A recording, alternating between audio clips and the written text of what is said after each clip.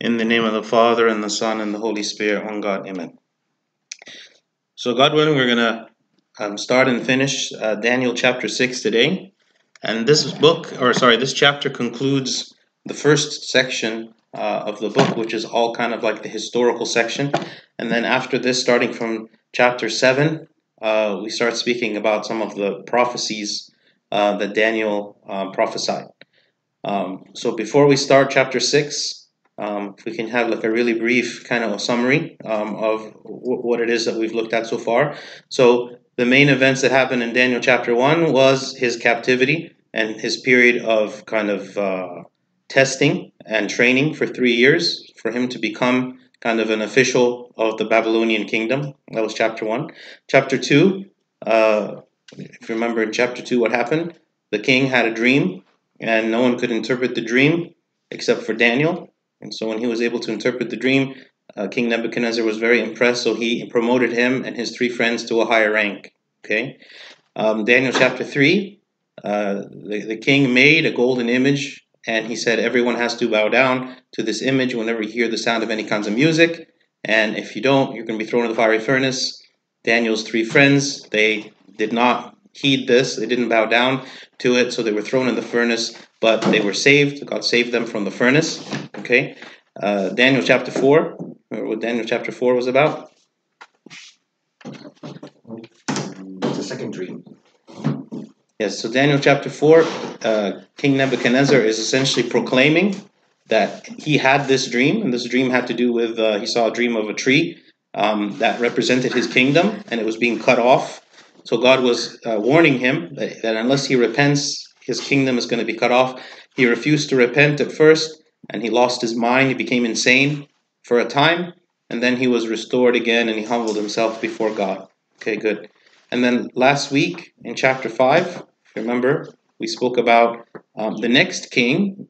He wasn't immediately the next king after Nebuchadnezzar, but he was his descendant. Actually, he was the grandson of Nebuchadnezzar. His name was Belshazzar. He is now king, and it describes the last night of his reign, where he's having this party and he's blaspheming God, and he's taking the vessels from the temple, and he is drinking from them and eating from them like as part of this party. And so God condemns him, and in that very same night, the Medo-Persian Empire conquer the Babylonians, and he's killed. Okay.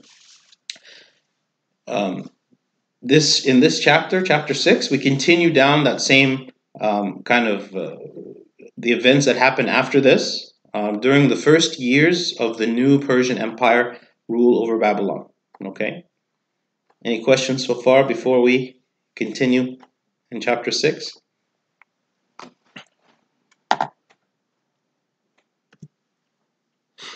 Okay, so if you remember, the king that we read about that conquered Belshazzar, the Persian king, his name was Darius. Okay, and there were several opinions about who this person Darius could be. Okay, one opinion is that he was a co-ruler with another king whose name was Cyrus, because we read about Cyrus later on. And historically, we know about Cyrus, and actually Isaiah, the prophet, prophesied that there will be a king named Cyrus in Babylon that's going to return eventually the Israelites that were taken captive, that he was going to allow them to return home again. So one theory about this King Darius is that he was a co-ruler with Cyrus, that Cyrus was like the main emperor, and he had assigned Darius to be like the governor of this area, or the king over this area. Another theory is that he in fact was Cyrus himself, and that Darius is like a title, like the name of a title, like this is his title, but he had kind of both names. You call him Darius, you call him Cyrus, but it's referring to the same person. So those are kind of like the 2 opinions about him. Okay. Right now in this chapter, we're probably in the first few years of the new government, because we are going to read now about how like he's setting up the government. This King Darius, he's structuring the government because now this is a new rule. This is a new government from before, so he's structuring it differently. Okay, so we read, it pleased Darius to set over the kingdom 120 satraps to be over the whole kingdom.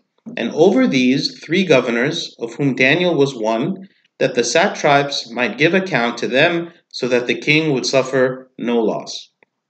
Okay?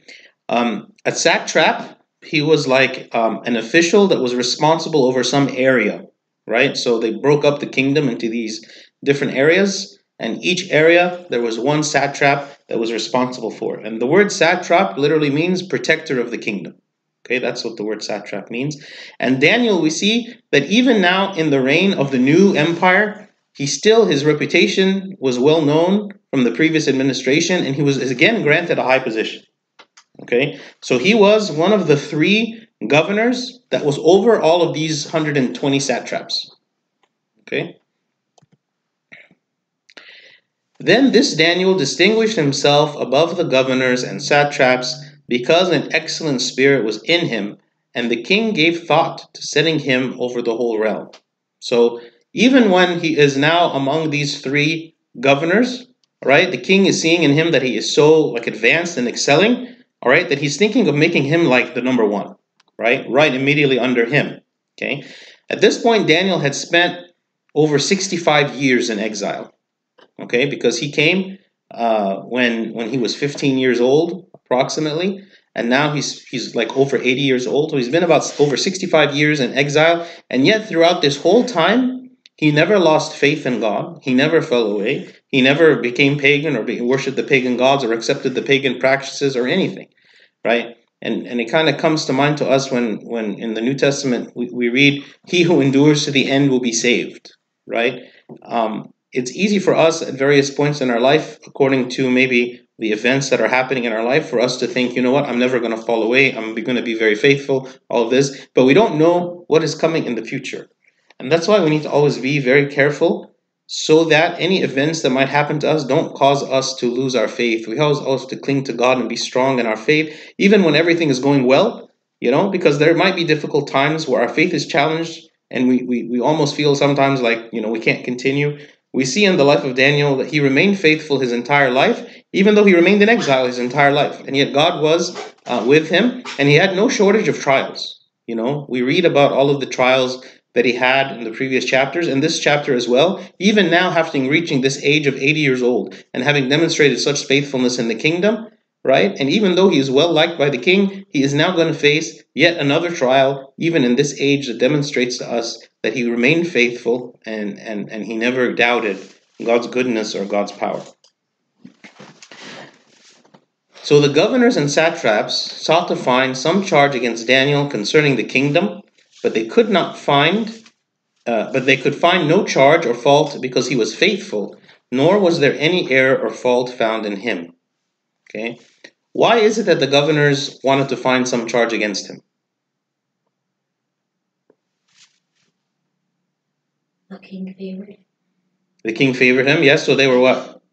Jealous. They were jealous because not just did the king favor him, but now he is thinking of promoting him even more, right? So these other governors, these other 2 governors that he is like co-equal with, he is now going to be above them, right? And all of the other satraps that maybe their governors were over them, he is not going to be over everybody. The governors, the satraps, everyone. And so there's this jealousy, right? When they see that the king wants to promote him even more. So they're thinking, how is it that we can prevent this from happening? Okay, because they definitely see that the king favors him. And so they said, well, we have to find some fault with him so that he cannot be promoted. And so even as they are trying to find some fault, they're saying they couldn't find any fault, right?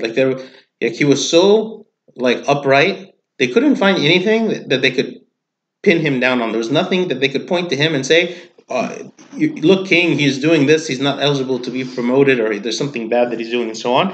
So what they did is and we'll see this in the next verse, they decided to find something related to his faith. Okay. Then these wise men said, we shall not find any charge against this Daniel unless we find it against him concerning the law of his God. Right? That's the only fault, quote unquote, that they could find, was the fact that he practiced a different religion than them. He was monotheist. He believed in the God of Israel. He was not going to practice any of the pagan practices. So they thought, well, this is how we can catch him. This is how we can find fault in him, is because he is worshiping God and he's not worshiping our gods. And so we will find a way to use this against him. So these governors and satraps thronged before the king and said thus to him, King Darius, live forever. All the governors of the kingdom, the administrators, the satraps, the counselors, and the advisors, have consulted together to establish a royal statute and to make a firm decree that whoever petitions any god or man for 30 days, except you, O king, shall be cast into the den of lions. Okay, so when they're coming to the king, obviously the king doesn't understand what is behind this request that they're making. What is behind this decree that they want him to approve? He doesn't understand this. Okay, that's number one. Number two, they're exaggerating because they're saying all the governors of the kingdom, the administrators, the satraps, the counselors, the advisors, they're making it sound like everybody in the kingdom is supporting this, when very clearly it's only going to be a small group of people that are in the high-level positions that are jealous of Daniel, and they're going to be the ones pushing this agenda. Even when they say all the governors, Daniel is one of the governors, you know. So even if the other two governors are supporting it, that's still not all the governors. Okay, so they're coming him, trying to sway him, to influence him, to make him to feel like he has no choice but to heed kind of the advice of all of these people to do this. Okay, also they're presenting something that to the king sounds okay. You know, it's he is the center. He is the one who is like being seen in this decree as he is a special person. Because he's saying everyone can only come to you. You are like elevated, and you are the one that we're going to come to petition, right? Nobody else, no other God and no other man. What does this mean? So when it says no one is going to petition any God or man for 30 days except you, it doesn't necessarily mean that the king here sees himself as a God, but what it means is that he is the mediator of the God. So for instance, you would have priests, like these pagan priests that are the mediator. So you would go to a priest and the priest would mediate for you to the gods. So he would you make an offering through the priest to the gods, or the priest would pray to you to the God, for you to the gods, and so on. So essentially what he's saying, during these next 30 days, you're not going to pray to the gods directly. You're going to go talk to the king, and the king is going to pray on your behalf. And you're not going to go to any other priests to be a mediator for you. You're only going to go to the king. Okay? So the king is like the central figure in all the spiritual life of the people for these next 30 days. Okay? And the consequence of, if somebody is supplicating the gods directly or going to another priest or whatever, is that they will be thrown into the den of the lions. Okay? At this time, the idea of being thrown into the lion's den, it was like a form of execution. So they would have these lion's den already prepared, and if somebody is going to be executed, that's what they do, throw him into the lion's den.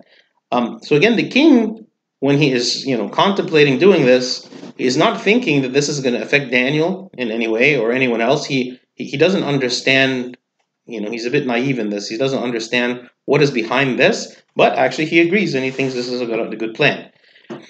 Now, O king, establish the decree and sign the writing so that it cannot be changed according to the law of the Medes and Persians, which does not alter. Therefore, King Darius signed the written decree. We mentioned this before about the idea that when a king at this time, like according to the Persian Empire, when a king made a decree, it could not even be altered by the king himself. Okay? And we read about this here. There's another place in the Bible, actually, that we read the same thing in the Persian Empire where a king makes a decree and he couldn't alter it. Does anyone remember what it is? Xerxes. King Xerxes, he said what? In what book, first of all, are we talking about? Esther. The book of Esther. Right? So what happened in the book of Esther? We got Haman who wants made a deceived Xerxes, King Xerxes, that there are like a group of people who conspiring against you, right? So Haman wanted to make a decree to go after them. He didn't specify. I don't think he specified who. So Xerxes he just gave him the ring. It's his stamp ring. To say that any decrees that Haman would make would be law, and so Haman made the law to eradicate all the Jews in the kingdom. Yes. So So Haman essentially tricked the king into having this decree against the Jews. And then once the king found out that Haman is evil and Haman is wanted to kill Mordecai, who the king loved, and all of this, what was his response? Like now that he had already given this decree, he didn't go back and say, okay, cancel the decree. Cancel what I said. He didn't say that. What did he do instead?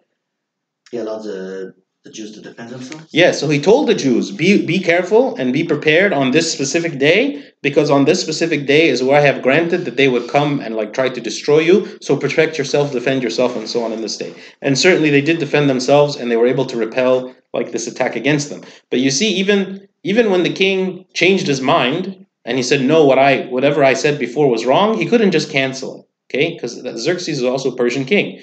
So here we have this Persian king. Okay, and essentially this is what they're telling him: establish the decree and sign it. What? According to the law of the Medes and Persians, which does not alter. There's no way to alter. Once the king has said it, it cannot be altered.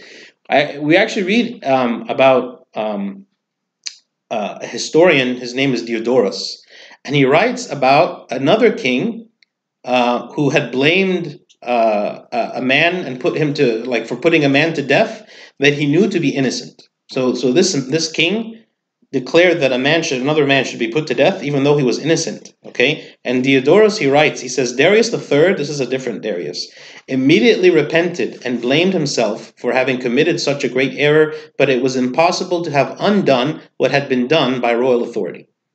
Right? So we see several examples where either historically, because this was historically a historian who wrote about this, or in the Bible in more than one place, right? Then any one of these Persian kings, whenever they make this decree, it cannot be changed. And this is why, in the eyes of these governors and satraps and so on that are coming to deceive the king this way, this is why they want him to do this, right? They don't share with him the whole story. He's not aware that this is going to affect Daniel, and they know that the moment he declares this, then there's no way he can alter it or change it.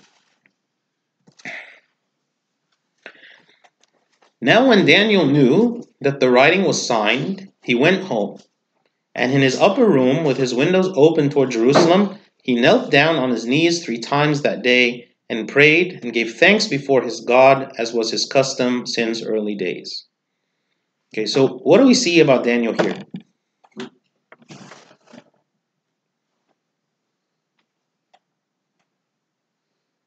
Gave thanks. Okay, he gave thanks. Even despite this decree, he gave thanks to God. What else? He's not afraid. He's not afraid. Because what could he have done? He closed the window. Close the window. That would have been the easiest thing for anyone to do. This isn't even the case of, before when we were saying, where King Nebuchadnezzar was requiring people to bow before the statue and all of that, where we say, okay, well, maybe they would bow, but in their heart they wouldn't be bowing. In their heart they would say, no, I'm just doing this for show. In this case, this isn't even like that, right? This is the privacy of his own home, and all he had to do was close the window. And nobody would have looked to him and said, you're doing something wrong, Daniel, right? Because he's still praying. He's not doing anything. He's just hiding, right? He's just hiding. Even the apostles, okay, after the crucifixion of Christ, they went into hiding, right? Because they knew that people were trying to kill them, right? But Daniel didn't do this. He was so unafraid of this decree that even for just 30 days, he didn't try to pray in secret, right? And we also, it says what his practice in his upper room with his windows open toward Jerusalem. Okay, why is that significant? That he's saying his windows is open toward Jerusalem. Actually, this is what King Solomon had said. Okay, in 1 Kings chapter 8. It says, when the heavens are shut up and there is no rain because they have sinned against you, speaking to God, when they pray toward this place and confess your name and turn from their sin because you afflict them, then hear in heaven and forgive the sin of your servants. So the idea is he's turning to pray to Jerusalem as kind of like for the forgiveness of his people who are in this exile because of their sin, right? So he's never forgetting, he's never losing hope. In these 65 years that he's been here in exile, he's never lost hope that God could forgive, that God could save them again and restore them again. But he's always looking toward Jerusalem, which represents God, looking toward Jerusalem saying, I believe that God can forgive us. I believe that God will hear in heaven. I believe that God will hear our confession of our sins, and that He will restore us again to our place. Okay, that's why it's so important that He's always looking toward Jerusalem. He's thinking God is still in control. God is still powerful. It's not that I've been abandoned. It's not that our people have been abandoned here. Also, it says he knelt down on his knees 3 times that day and prayed and gave thanks before his God, as was his custom since early days. Okay, what are these 3 times a day? We read in Psalm 55, verse 17, it says, "Evening and morning and at noon I will pray and cry aloud, and he shall hear my voice." Right? So in the Psalms, it's speaking about these 3 different times, evening and morning and at noon. I will pray and cry aloud. The Jews had certain appointed times of prayer throughout the day, and we can actually read about them like during different passages of Scripture. In Luke chapter 1, verse 10, it mentions the morning prayer, which is at the hour of incense. Right? It speaks about the hour of incense in Luke 1, chapter 10. This is the 3rd hour prayer. Like the 3rd hour prayer is at 9 a.m. Right? This is the hour of incense. It's mentioning that people are praying at this hour. Also, in Acts chapter 3, okay, we read about what Peter and John went to the temple at the 9th hour, which was the hour of prayer in the temple. Okay. Also, in Acts chapter 10, we read about how Peter went up on the rooftop to pray at the 6th hour. So these are the 3 times, the 9 a.m., the noon, and the 3 p.m. Okay, these are the hours of,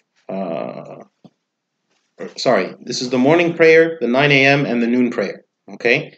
So these 3 periods of time, actually, we also now pray in the church. We have the Agbeya prayer, and we have these different hours of prayer, and they're intended to be prayed at certain times of the day, just as here Daniel prayed at certain times of the day, the Jews prayed at certain times of the day, and so on. Also, Cornelius the Gentile, he was praying at the 9th hour, also in Acts chapter 10. Okay, this is when he was praying. Yeah, 9 a.m., noon, 3 p.m.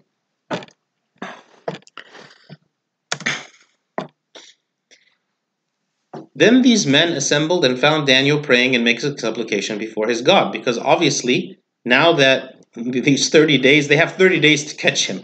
So you can imagine all of their eyes are on him, always looking to see what they're doing. And Daniel is going to understand very well that they are jealous of him, and understand very well that this came from them, and understand very well that they're going to be watching him. And yet, despite all of this, he didn't try to hide. He didn't try to pray in secret like we said. Okay? So with his windows open and him praying, people are going to be watching and seeing what he's doing.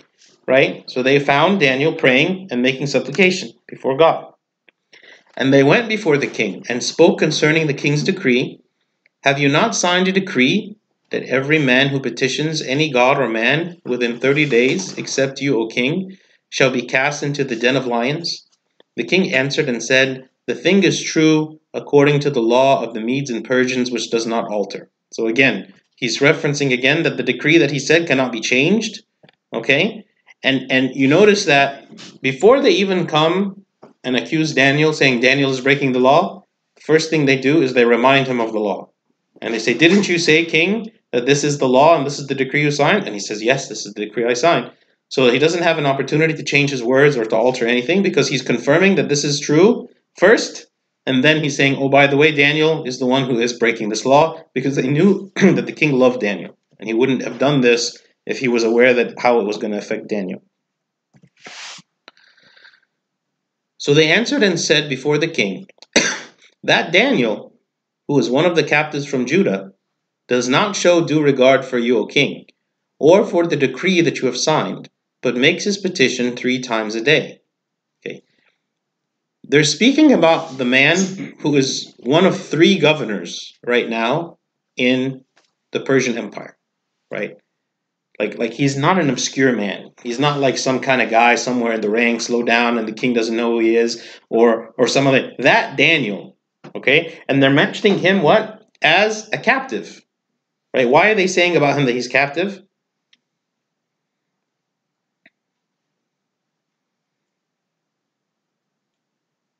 Dehumanizing him, like lower his stature, like. Yeah, like they're trying to cast doubt on his motives. It's like, this man is not like us. He doesn't believe what we believe. He doesn't pray the way we pray. He doesn't practice what we practice. And he's like disobeying you, and he is like setting himself up against you. And they're trying to make him seem like a rebel, a rebel and different, trying to make the king to see that what they're saying is good. That they want to cast him in the lion's den because he's no good. And we don't need him to be the governor or any of this. So it's not. So they're not like devaluing him. No, they are. They are.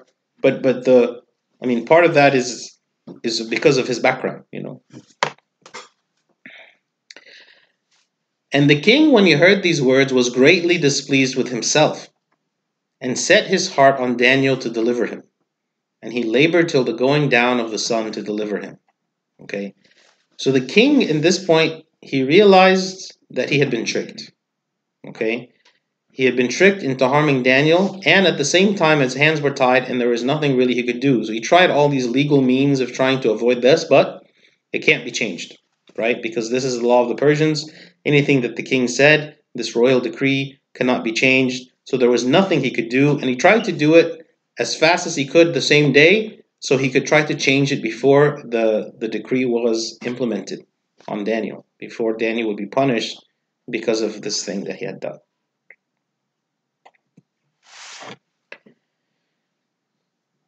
Then these men approached the king and said to the king, Know, O king, that it is the law of the Medes and Persians that no decree or statute which the king establishes may be changed. So the king gave the command, and they brought Daniel and cast him into the den of lions. But the king spoke, saying to Daniel, Your God, whom you serve continually, he will deliver you. Okay. So what is significant about this?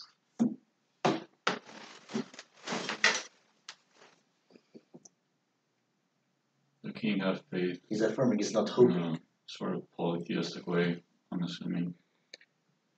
Yes. Because he believed in the strength of Daniel's God. Yes. So the king is not like really like saying maybe your God will deliver you. He's saying, your God whom you serve continually, he will deliver you. Like he has this belief, like you said, not that he like doesn't believe in other gods or anything like that, but he believes that this God of Daniel is special and powerful, and that he's proven himself in the life of Daniel before, and the same God that has proven himself before is going to rescue him now. Okay, Saint Jerome speaks about this. He says, "The king left the plot of casting Daniel in the lion's den to the multitudes, and did not dare to stop their plots, but depended on God's power to implement what he could not do. He did not doubt God's power, for he did not say, 'If God can save you,' but he dared to say in great assurance, 'Your God, whom you serve continually, he will deliver you.'" Right? So the king, even as a king, there was something out of his control. There's something he couldn't implement. He couldn't influence. He couldn't change the idea that Daniel's going to be thrown to the lion's den. So all he could trust was he trusted in God and say, "God can save you. God will deliver you."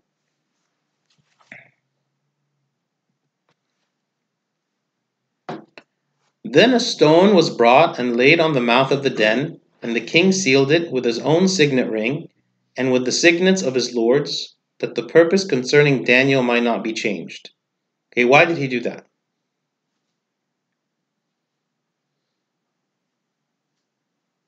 Didn't he have to by law? Have to be. No, but why are they? What is a signet ring, and what does all of that mean? What are they doing with the signet rings? You're stealing it. Sealing it, okay. But why are they using the signet ring, and how did that work?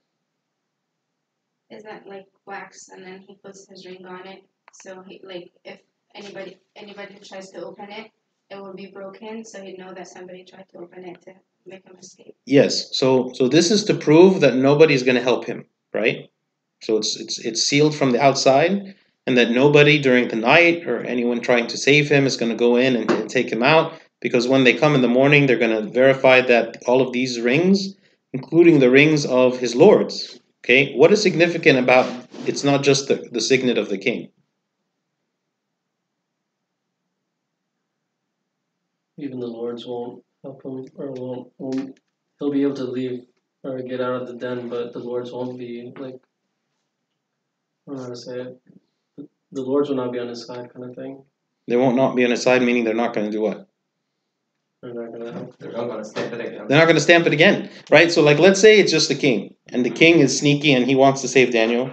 So, like, in the middle of the night when no one's looking, he's going to come and he's going to get Daniel out, and then he's going to seal it again with his seal, okay? Because it's only his seal, right? So you could argue, well, no, Daniel got out some other way, or we don't know how he got out, or whatever. But look, the king's seal is here. But because it's all the other lords, these other lords, they don't want to save Daniel. So by having all of the seals there, it's much harder to be able to orchestrate some kind of escape or anything like that, and without them being found out that what had happened. Okay. Now the king went to his palace and spent the night fasting, and no musicians were brought before him. Also his sleep went from him. What is significant about this?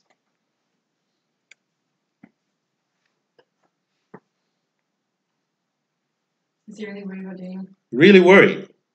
Like he's really worried about Daniel, and he spends the night fasting, like he's humbling himself, and he really does see that God is the only means by which Daniel can be saved, and he's taking this to heart. He feels responsible. He feels he is the one who passed this decree. He is the one who was naive and didn't understand what was behind the request of his servants, right? And now he's put Daniel to death, and it's his fault.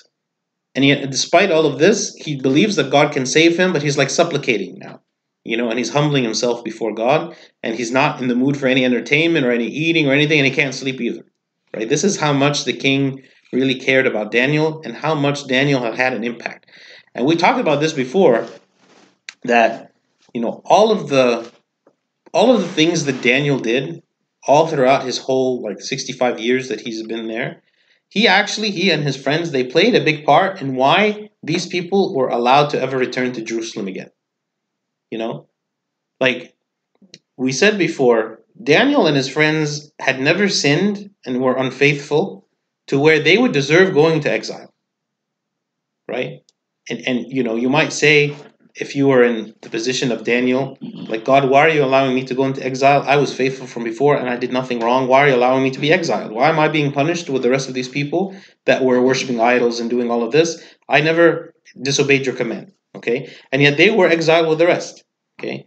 But what was the purpose that we see in the life of Daniel and his friends is they served as a constant reminder of God's presence. They were always glorifying God before everyone. And I'm sure all of the Israelites that lived in the kingdom as captives at the time knew Daniel very well, and they saw him as an inspiration. They saw him as a source of hope. They saw him as someone they looked up to. And even the kings, the pagan kings, they respected Daniel. And you see it here, right? And a big part of why the kings would eventually allow the people to return was because of the influence that Daniel had on them. Right? They see the power of his God, and they take this seriously. And here you see this king is so first of all, he promoted Daniel all the way up to be a governor. He wanted him to be number 2 in the kingdom, and he is so worried about him, even though he is a captive. This is how much God was able to work in this situation to elevate and raise Daniel up to such a high rank. And not just Daniel, but his whole people. So it's kind of all his people are being elevated with him because he represents them all. So Daniel is representing God. Daniel is representing his people. And so in the eyes of these pagan kings, all the Israelites and the God of the Israelites are all represented by Daniel, and they are being honored by the king who is their captor because of the actions and the faithfulness of Daniel. Then the king arose very early in the morning and went in haste to the den of lions. And when he came to the den, he cried out with a lamenting voice to Daniel. The king spoke, saying to Daniel, Daniel, servant of the living God, has your God, whom you serve continually, been able to deliver you from the lions? Okay, so what do you notice significant about this?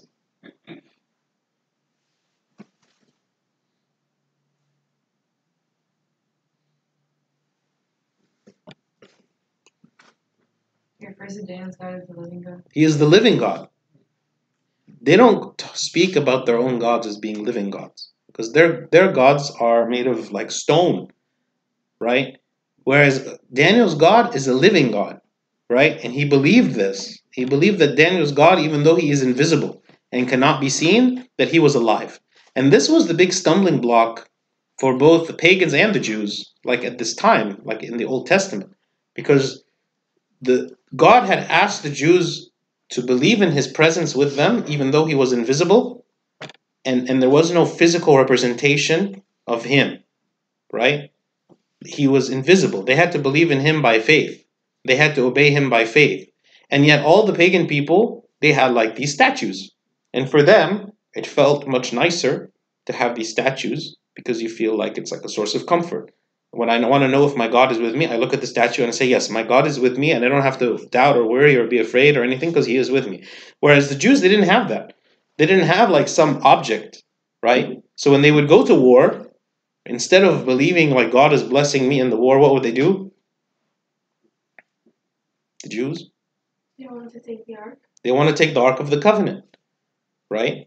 So they would take the Ark of the Covenant away from its designated place in the tabernacle, and they would take it to the war. And this was against God's commandment.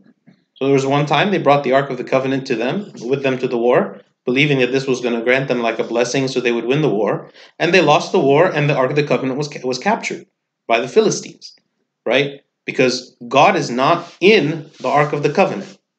God is not the Ark of the Covenant, because the Ark of the Covenant is not an idol, right?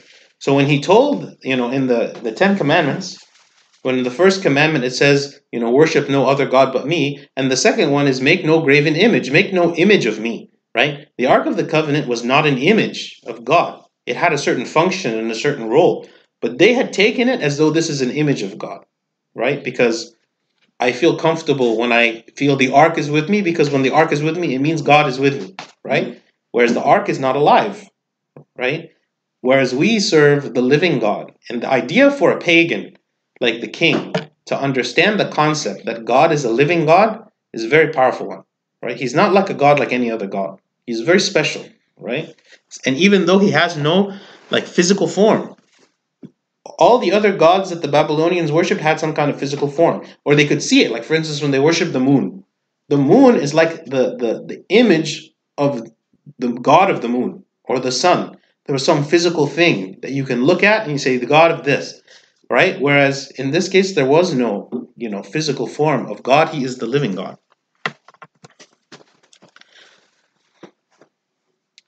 Then Daniel said to the king, so he's responding, O king, live forever. My God sent his angel and shut the lions' mouths so that they have not hurt me, because I was found innocent before him, and also, O king, I have done no wrong before you. Okay? So he's saying, God saved me, right? God saved me because I was innocent. I didn't deserve this punishment. I was innocent. So God closed the mouths of the lions, and I have not wronged you.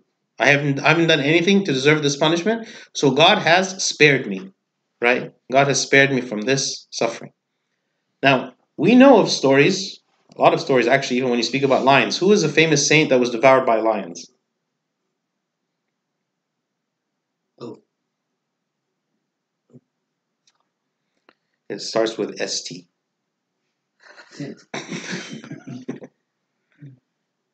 He has this famous icon where there is a lion attached to him, like devouring him. He was devoured or not? He was devoured. Samson? No, he's a saint in the New Testament. Not in the Bible, like in the church history. Saint Ignatius of Antioch. Okay? And he was going to be killed by the Romans, okay, like in the Colosseum, where they would put you out like in the Colosseum while everyone is watching, and lions are going to come and devour the people and stuff. And he knew like he had been sentenced to death. And before, actually, if you read like in his writings, where he's writing to all of the churches that he was responsible for, before this happens to him, because he knows this is going to happen, he's like giving him like his final message to them, and he's telling them to have faith, and he's telling them not to hate the Romans, and even like when like he's praying for his captors and all of this, right? And then when the moment comes and they put him out there on the Colosseum and he dies. He's devoured. That's how he's martyred, right? So why is it that here Daniel, God doesn't allow him to be devoured by lions, but other people who are saints and godly people and bishops, and God allows them to be devoured by lions?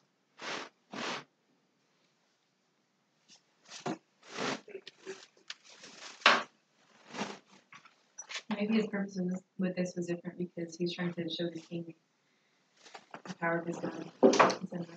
Right, so the purpose that God had for Daniel was one that required him to remain alive. Two, the message of being saved by the like despite the lions was yet another message for the pagans and message for the Persians. Like we I mean, to be honest, we can't really answer the question. We don't know the mind of God. The reason I'm asking it is because sometimes our mindset is, well, why is God allowing me to be devoured by lions? Why is God allowing me to suffer? Why God is allowing me to, get sick? Why God is allowing me to have whatever problem? Okay? Whereas another person doesn't have that problem, right? And so some people conclude that, oh, well, if I'm a righteous person, then I should never have suffering and I should never have pain and God should protect me and God should save me and God should do this. Well, if you look at the example of St. Ignatius of Antioch, he was a righteous person and yet God allowed him to be martyred and to die by being devoured by lions, which is extremely gruesome, right? But you look at Daniel, God didn't allow him to be devoured by lions, right? Does that mean that because Daniel is better than St. Ignatius? No. But God had a different purpose and a different plan for each of them because it wasn't just about them. Like the way God treated them wasn't just about like their personal identity or their personal like not to take it in a personal way about them. They played a bigger role than just their own life, than just their own feelings, than their own experience. What happened to them played a bigger role. They're part of like a grander scheme than they can understand even in that moment. So whenever we see like God is dealing with me in a certain way and we don't understand why, it's because we are part of a grander scheme than we can comprehend. Okay? And why, like the people that benefited from St. Ignatius' martyrdom, because actually all of his people, like they were fired up with their zeal when they see like St. Ignatius is sacrificing himself, right? It had a positive effect on the church. Here, by keeping Daniel alive, it had a positive effect, right? Why does God choose one versus the other? We're not God to know the answer to that question. But the idea is that you can have the exact same kind of form of execution, and in one case God saves a person, in the other case God doesn't, and it has nothing to do with them personally. It has nothing to do with their actions, with their sins, with their mindset, with anything. God has chosen this one for a specific way of glorifying Him, and God has chosen this other one for a different way of glorifying Him. So even in our own life, don't compare yourself to other people. God has chosen for each of us a different means to glorify Him, and that means that the way God deals with us, each is different, right? God chooses and allows things differently in each of our lives because we glorify God differently, right? In different ways. It's not like God doesn't know about suffering. He lived it during Good Friday. Yeah, and He experienced the worst suffering Himself, right? And if He would allow that even for His own self, then we don't have a right to claim, God, why are you allowing me to suffer? Yeah.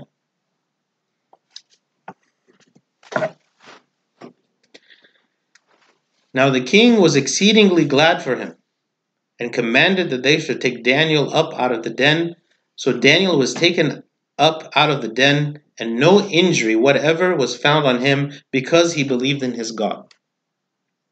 And the king gave the command, and they brought those men who had accused Daniel, and they cast them into the den of the lions.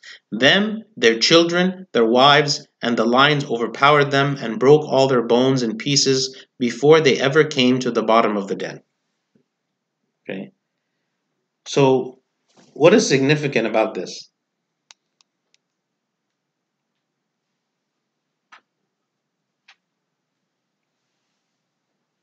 I have a question. Maybe it's what's significant, but why was it also their children and their wives? So this was like a practice of the Persians at the time, that whenever they would punish someone, they would punish them with their families. And Daniel did not have a family. Yeah, he did not.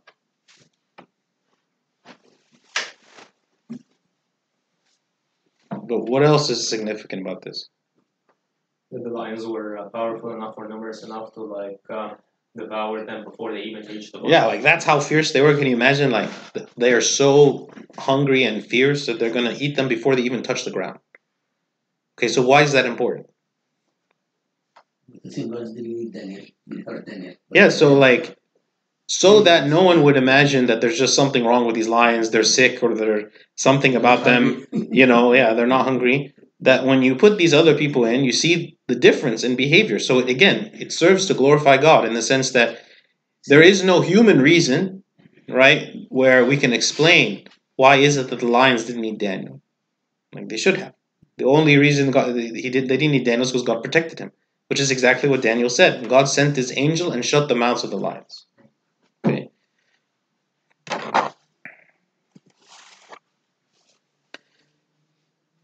Then King Darius wrote, "To all peoples, nations, and languages that dwell in all the earth, peace be multiplied to you." What does this sound like? Like Nebuchadnezzar when he was talking to everyone. Yes, in chapter 4, okay, Nebuchadnezzar starts the chapter essentially by writing this letter, and he says what? To all peoples, nations, and languages that dwell on the earth, right? Exactly like this. So now the kingdom here of King Darius of the Persians is actually an even larger kingdom than the Babylonians, right? Because the Persians had their own kingdom, and then they took over the Babylonian kingdom. So now it's like even larger than before. And again, he is writing this to everyone, right? To everyone in his kingdom. Again, kind of like representing like the whole world is like I'm, responsible for the world. I'm a ruler of the world. All peoples, all nations, all languages that dwell on the earth. I make a decree that in every dominion of my kingdom, men must tremble and fear before the God of Daniel. For he is the living God and steadfast forever. His kingdom is the one which shall not be destroyed, and his dominion shall endure to the end. Again, what does this remind us of?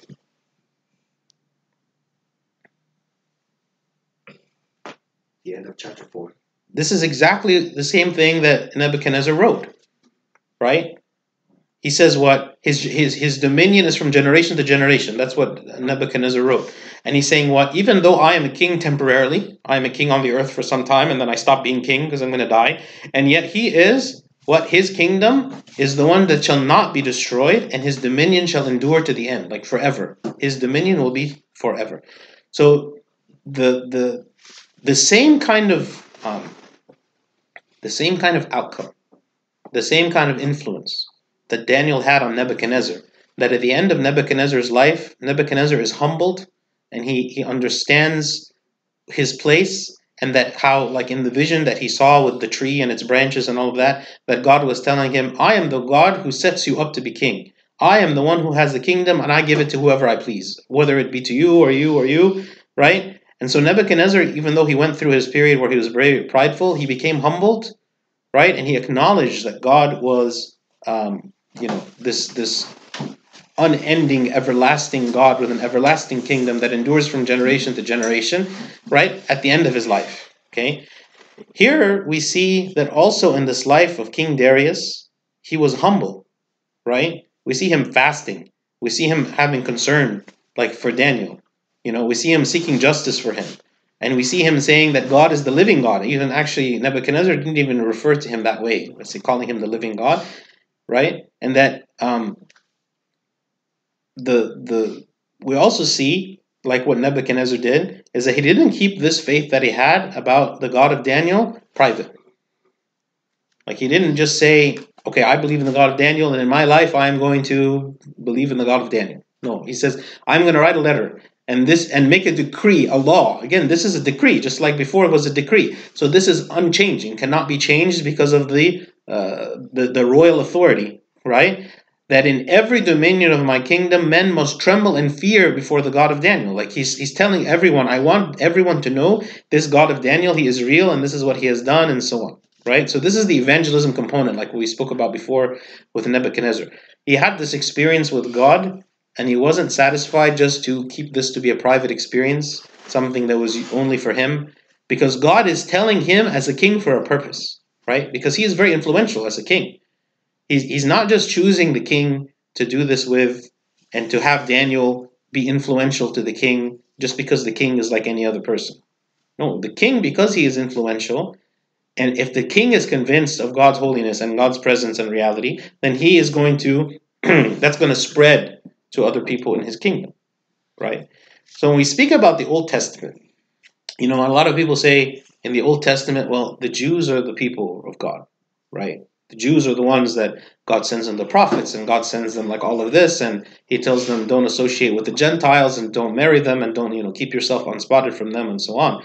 But we see many examples where God is actually preparing the Gentiles for salvation even long, long before the Messiah comes, right? Because he is sending them people like Daniel to be so influential for them to begin to believe in him. Yeah, he didn't tell them you have to offer burnt offerings. He didn't tell them you have to follow all the laws of Moses, because that they are not prepared for that. They're not ready to do that. But he is giving them this message that he is a powerful God and that he is existing and all of this. So the Old Testament is not just about what has God done with the Jews and that the Gentiles are all bad guys. Okay? It's highlighting to us that God is trying to send a message not just to the Jews, but to all people in the world, that he is the God of heaven, right? Because otherwise, there would have been no reason for all of this, right? There would have been no reason to try to, like for Daniel to be so faithful so that these kings begin to believe in the God of Daniel, if God was not trying to reach them and try to make himself known to them. Did everyone in the kingdom know that Daniel? Because he's sending a letter to everyone and saying to the God of Daniel. And because he was one of the 3 governors responsible for the whole kingdom. So you can think he's like one of the vice presidents of the country. So everyone would know him. Yeah. And that's why like Daniel's influence was so strong. And not only that, the king wanted to elevate him to become the highest one. Right? And that's how all this started, because all the others were jealous of him, that the king wanted to make him the highest one. So he was a celebrity. He was very well known. Yeah. Someone say something.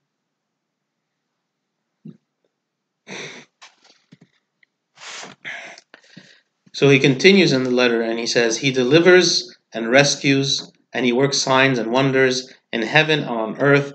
Who has delivered Daniel from the power of the lions? Right. So he's making it known to everybody about what's happened with Daniel.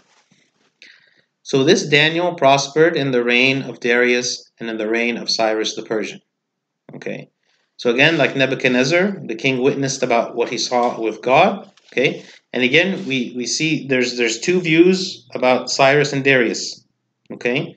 One view is that Darius and Cyrus are essentially the same person. Another view is that Darius is kind of co-reigned with Cyrus and was given by Cyrus to reign in the area of Babylon where Daniel is. Okay. Have any questions about this chapter? Yes. So the religion in Persia, as I understand it, was Zoroastrianism. So how does that overlap with Daniel's presence in Persia? You mean time-wise? Yeah, I think sort of. So this, the time frame here, when Daniel was exiled, it was 605 BC. Okay. I don't know the date for the Zoroastrianism. Like, what is the date of that? 1000 to 1500 BC. What? So 1000 to 1500 BC. So that would be much before this. Yeah. So was that the religion that they're practicing before Daniel, right? I don't know if this religion had a name specifically. I haven't found it. But that's an interesting question. Yeah.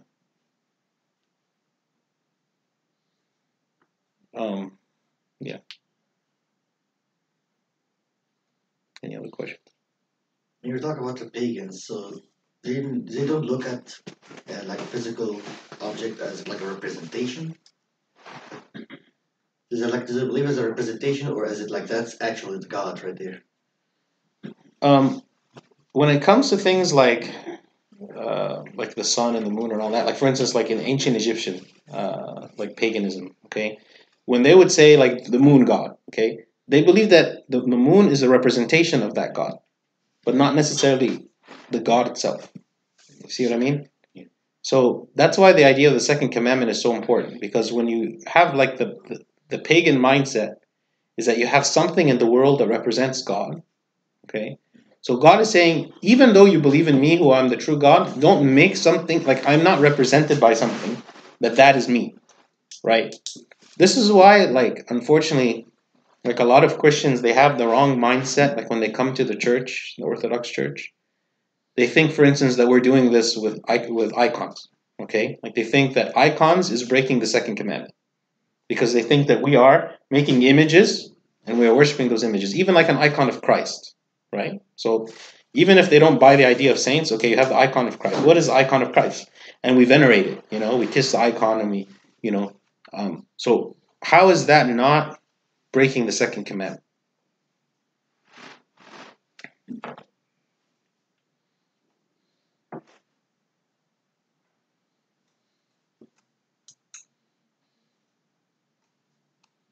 We're not worshiping the icon. We're not worshiping the icon. So when we bow down before an icon and we kiss it, what are we doing? It's not worship. Yeah. We reverence.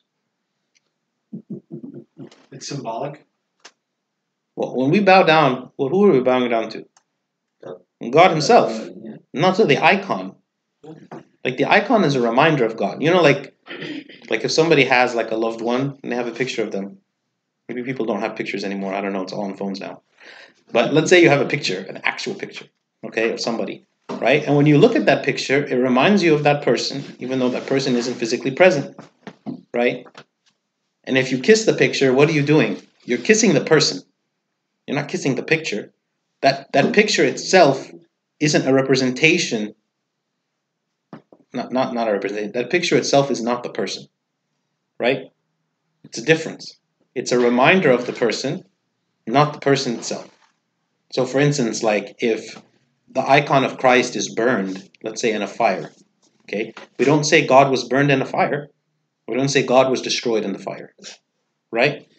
But if you had an idol, right, in these religions, if you had an idol and the idol was destroyed, the God is destroyed because the God is this idol, right? So they would worship this thing, this object as the God, okay? So God is saying what?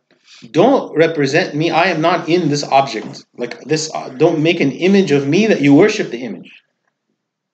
Does that make sense? Okay. Any other comments or questions? After the decree of that king that everybody's going to worship the living God of Daniel, did everybody really did this, or they have worship that God plus their own gods and idols? Yeah. So there's no like promise of like monotheism here, Yeah. right?